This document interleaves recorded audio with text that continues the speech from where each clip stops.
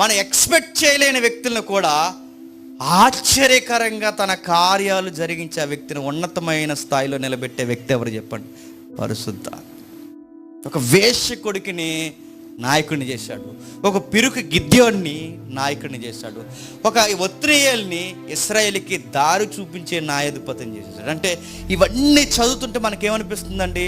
పరిశుద్ధాత్ముడు ఎక్కడుంటే అక్కడ పనికి రాని వారు పనికొచ్చేవారిగా మారుతారు.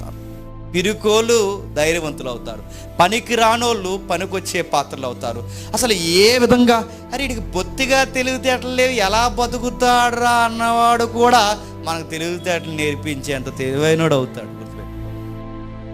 నిజంగానే వీడు పరమ ముద్దు అంటారు చూసారు స్కూల్లో, వాడు దేవుళ్ళలోకి వస్తే అందరికీ ముద్దు వచ్చేంత కుమారుడు అవుతాడు. పరిశుద్ధాత్ముడి కార్యాలు అంటే ఎలా ఉంటాయంటే మనుషుల్ని